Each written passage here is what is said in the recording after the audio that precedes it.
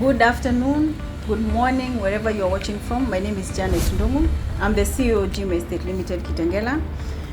Today I would like to discuss something that I have been thinking about, and I feel like it is really important to those people who are buying land. I've heard stories of people being conned. I've heard stories of people having issues when they are buying land. But to be honest, buying land should be one of the simplest things anyone can do. And there are simple mistakes Kenyans normally do, which can cost them a lot of money, and I feel like maybe this is the time I should talk about it. For Kenyans, when you're buying land, we tend to rush.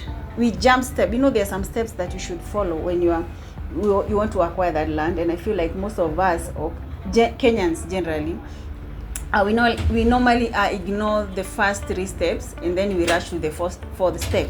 So number 1 should be to visit the land. Make sure that you go visit that land. There are some features that they are very, very important, and you should be there when you confirm that that's the kind of land you want. Number 1, you should be able to ascertain the type of soil you are buying. Actually, there are some people who are not okay with maybe cotton soil, red soil. So you are supposed to go there, check if that's the kind of soil that is comfortable with you. That is because of development or building or whatever. And then you should be able to check the neighbors, the terrain of the land. Some of these lands we buy, they normally they're flat. When it rains, the land can retain the water. So that one is really, really important. That is number 1. Visit the land. Make sure what you are buying is what you like, so that in future you don't have to come and start regretting why I bought this after paying. Now you feel like you want to sell. That is number 1. Number 2, this is very important, and people normally overlook this step, and it is the most critical part of all the steps when you are buying land. When you are satisfied with the land you are buying, make sure you talk to the neighbors. Ongea na majirani, because those people know about the history of that land. They know who the land belongs to, or the real owner. They know the tassels. There are so many land tassels in Kenya today. Maybe because of maybe the dad died, the brothers are fighting over that land. So you should be able to know if there is land tassels, or maybe the land was not acquired the way it's supposed to be.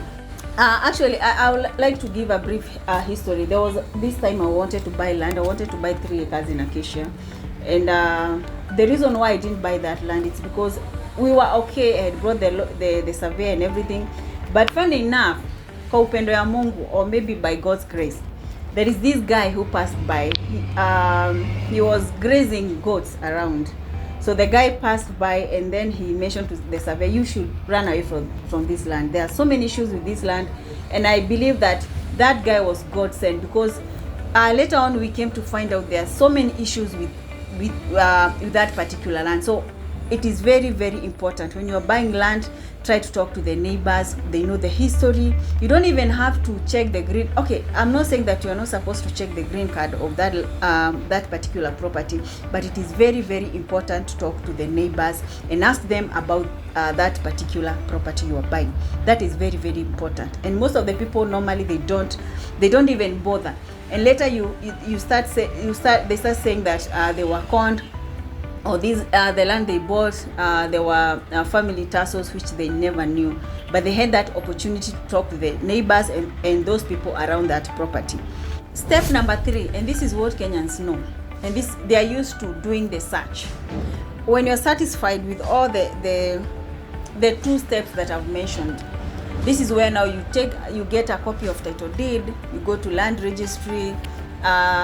During that step, you'll be able to know if that land or that property there is ongoing case, because if there is caveat or anything like that. So for that one, I won't expound too much, because everybody knows about that.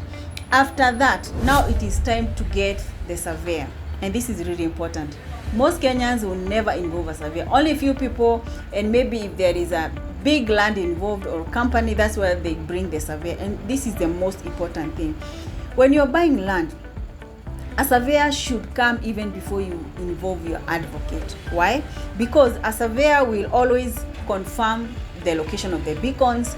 The surveyor will always confirm if there is a mutation, it was filed properly, and everything that a lawyer will not be able to ascertain.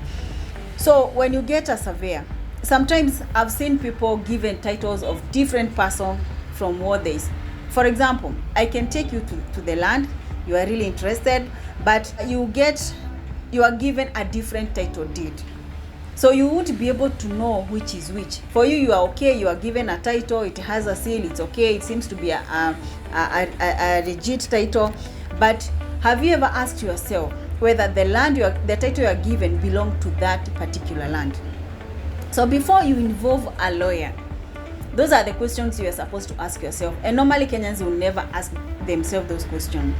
Ask yourself, the land you have seen, you have liked, you have loved, the title you've been given, does it belong to that particular land? Because I've seen people being conned simply because they are ignorant, simply because people don't want to do research, simply because people don't want to ask.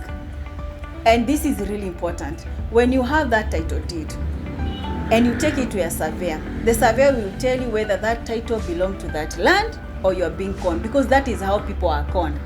Someone will come and tell you, this is the title deed for this property, but when the surveyor comes, he'll be able to tell you, no, the land for this particular title is maybe somewhere 10 kilometers or 5 kilometers from where we are standing. So that is important steps we normally overlook when you're buying land, and they are very, very important. And I've seen people being conned because they fail, or maybe they fail to follow some of those steps. So I wouldn't like someone to get conned. So next time when you're buying land, kindly try to follow those steps, and probably you save your money.